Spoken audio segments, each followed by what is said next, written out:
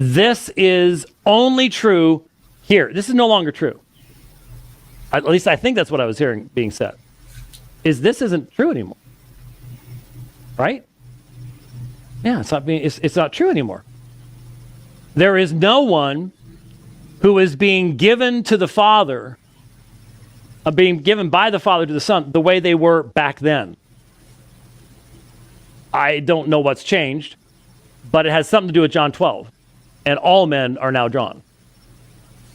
Okay, you want to comment on that?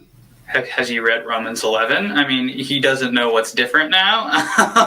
The unbelieving Jews have been broken off, and the believers have been grafted in. That's what changed, Dr. White. There's a difference that goes on that Paul goes into, in Romans 9, 10, and 11, that God's people are no longer counted as such based on their ancestry, but rather by their faith.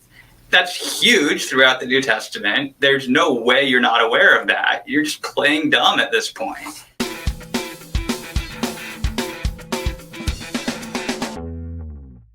Now see, Flowers did this in the debate with Pastor Gabe. Flowers did something with, what was it? Who receive an invitation to the wedding, I think it was what it was. Something along those lines. It missed the relationship of present tense with the future tense. All that the Father is giving me will come to me. Okay, this one was kind of geared toward me, so this is the debate slide that I used, and so I'll just show you what I did in the debate. I point out that no man can come to me. Udais, by the way, is literally no man because it's in the masculine. It's nominative, so it's referring to the noun, the subject of the sentence. So the man here in Udais is the subject of the sentence. Now he's going to make a lot to do about auton, him, the pronouns. But what is auton referring back to? And this is what I point out in the debate. I circle them and point out Udais is the man, and him is the pronoun. The pronoun him, auton, is referring back to the subject of the sentence, Udais, no man. And so he tries to tie this auton with this auton as if they're referring to each other and have to be interconnected, versus understanding that both of them are referring back to the subject of the sentence, the coming man. No one can come unless God does something first.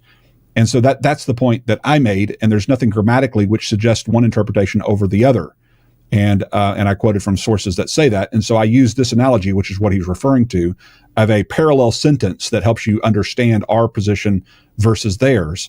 No man can come to the Son's wedding banquet unless the Father invites or enables him. And he, the man who comes, will have a great feast. So what's implied with the second auton, the second he there, is the coming man. Because even Calvinists believe he has to come once drawn. The Calvinists just assume that the reason he's referring to them as the coming man is because the drawing is effectual. But you can't assume that. You certainly can't support it by the grammar. And you also can't support it by the word helko either, because as we demonstrated in the debate, Nehemiah 9:30 in the Septuagint uses the same word helko, but yet the drawing there is not effectual. God draws them and that they resist it.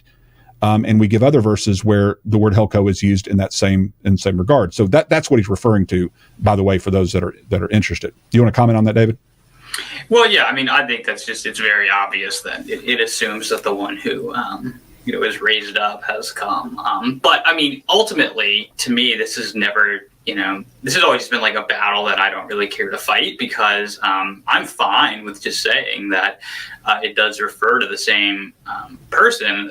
The issue for me is whether that person is drawn conditionally or unconditional. It's not whether the same him who is drawn is the one who comes. We agree that God is drawing to himself, a specific people here, and it's those who have been, who have listened and learned from the Father, right? Those who have been faithful. So there's just not an issue here, even if we see this drawing as effectual, because it's still not unconditional. And so I've always seen this as like, not that you can't fight there. I agree with you. I think that your interpretation there is correct and that White is overstating the case.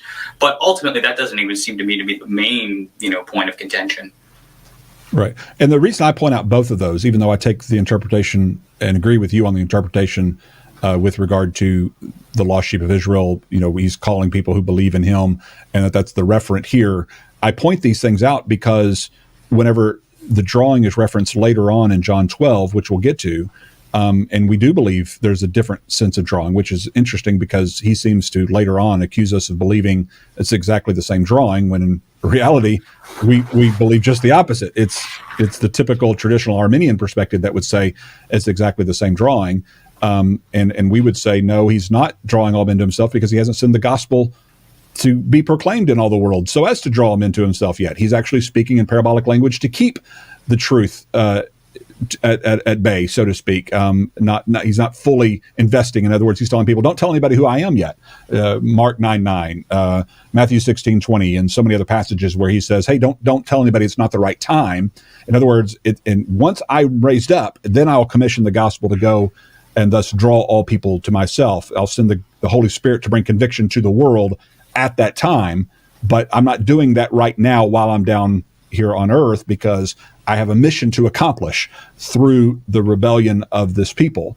And so it's ironic that he doesn't seem to understand our perspective well enough to even understand how we would interpret John 12, 32 in comparison to what the typical Arminian approach would do so. But the reason I point that out is just because it's an abuse of the grammar and the word helko to try to insist that there is an effectual, irresistible regeneration at play here. And that's the point I'm trying to show, that helko cannot be used to mean regeneration, given the way it's used in other places. And therefore it can't be seen as some kind of irresistible or effectual working of God to cause people to believe in him. All right, we'll jump back in here. Here we go. And we're being told that, well, that's right now.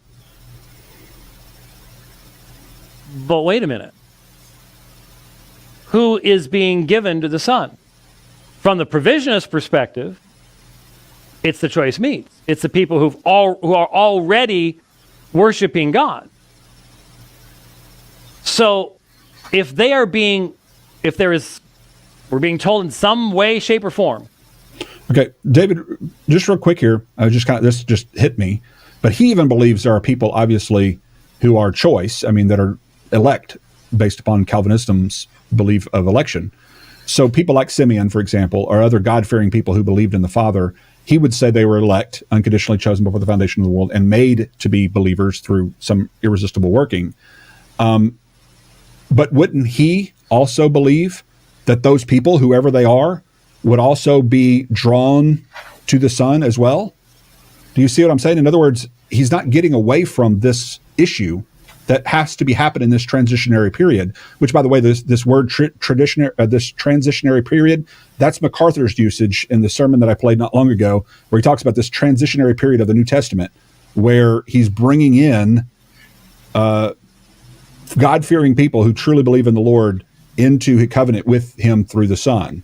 That's his words, not mine. And so I think that's a universally used vernacular. The transitionary period of the New Testament seems to be a universal vernacular to say there is obviously something new and different happening during the New Testament when Christ is here on earth. And so it seems to me even Calvinists would have to have an answer to that issue. What do you think? Oh, for sure. And like I said before, I don't think his disagreement with us is over the existence of these kinds of people, because it's very clear in the New Testament that they exist, right? I mean, you gave an example, as I listed off a whole bunch before. So it's very clear that you have this sort of transition that takes place. I think his argument with us is, his argument is really with himself about whether these people are better or not. And that's what he tries to make it all about. But again, we're not really saying that one is better than the other. The issue here is whether it's an unconditionally elected group of people. And that's like the point he does not want to go. He wants to focus on, are they better or not? And that just never has been your argument or mine. Right. Yeah. Well said. That this is only true here. This is no longer true. At least I think that's what I was hearing being said. This isn't true anymore. Right? Yeah, it's not true anymore. There is no one who is being given to the Father, being given by the Father to the Son, the way they were back then. I don't know what's changed, but it has something to do with John 12. And all men are now drawn. Okay, you want to comment on that? Has he read Romans 11? I mean, he doesn't know what's different now. The unbelieving Jews have been broken off, and the believers have been grafted in. That's what changed, Dr. White. There's a difference that goes on that Paul goes into, in Romans 9, 10, and 11, that God's people are no longer counted as such based on their ancestry, but rather by their faith. That's huge throughout the New Testament. There's no way you're not aware of that. You're just playing dumb at this point. Yeah, and to say the way in which Peter, the Apostle Peter, related to the incarnate Christ and the way you and I relate to Christ is not different seems to be much more of a stretch than to try to suggest it's exactly the same, because I would love to have the Lord's Supper in person around a table with the incarnate Christ. That would be wonderful. But I didn't experience that. The reason the apostles had apostolic authority was because of their interaction personally with the Christ. In fact, that seems to be the basis throughout Scripture as to why we consider their writings to be more authoritative, right? And so if there isn't a difference, then we have something to worry about because your book might as well be inspired because, if it's all the same, if your interaction with the incarnate Christ is exactly the same as that of Peter's and Paul's and the other apostles who had personal interaction with the Christ, then why isn't our writings considered to be authoritative as theirs? And again, obviously, he would never say that. He would never believe that his writings or our writings are as authoritative as those of the apostles. But why, if there's not a clear distinction here? And even this is something, I won't take a lot of time here, but Peter gets into this in Acts chapter 10, where this is with his interaction with Cornelius. Verse 34, he says, opening his mouth, Peter said, I most certainly understand now that God is not one to show partiality, but in every nation, the one who fears him and does what is right is acceptable to him. Oh, they're choice meats. There's choice meats right there. Look, they fear him and do what is right, therefore they're acceptable to him, so they're choice meats. Because apparently to fear him makes you worthy of being saved, makes you better than everybody else. When, of course, on provisionism, that's not the case, because anybody can fear him. Anyone has the capacity, ontological capacity, to hear his truth, to fear him, and to do what's right and acceptable in his sight, given the grace that he provides for us to do so through revelation, through light, okay? Or prevenient grace, if someone wants to call it that, right? So there might be different ways in which we define what prevenient grace is. But because of God's grace, anyone can fear him and do what is acceptable inside of the Lord. On Calvinism, nobody can unless you were picked and made into a better person ontologically, i.e. regenerated, where now you have spiritual eyes to see, spiritual ears to hear. You can now do what's good and right. So you are choice meats in the quality sense. You are a better quality person than those who refuse to fear him, apparently on Calvinism. So I'm just pointing that out. Verse 36, the word which he sent to the sons of Israel, preaching peace. So notice who he sent the word to the sons of Israel, preaching peace through Jesus Christ. He is the Lord of all. You yourselves know the thing that happened through Judea, starting from Galilee, after the baptism which John proclaimed. You know of Jesus of Nazareth, how God anointed him with the Holy Spirit and with power, and how he went about doing good and healing all who were oppressed by the devil. For God was with him. We are witnesses of all the things he did. We are witnesses, so he's obviously talking about the apostles there. We are witnesses to the things he did both in the country of the Jews and in Jerusalem. They also put him to death by hanging him on the cross. God raised him up on the third day and granted that he would be revealed, not to all the people. So here's a limitation here. He doesn't reveal himself to all the people, but to witnesses who had been chosen beforehand by God, that is, to us, who ate and drank with him after he arose from the dead. And he ordered us to preach to the people and to testify solemnly that this is the one who had been appointed by God as judge of the living and the dead. All the prophets testify of him, that through his name, everyone who believes in him receives forgiveness of sins. So what is Peter pointing out here? There's a uniqueness to the apostles who met with Jesus in person, in the flesh. There's a uniqueness. He didn't choose to reveal himself to everybody. This is exactly what the priestly prayer in John 17 is about. When he prays, I don't pray for the world, but I pray for those you've given me out of the world, for they are yours. And then in verse 20 on, he goes on to pray for those who believe through their message. What's he doing? He's setting apart the apostles as special because they met with him, they talked with him, they were called by him. That is a distinction from us.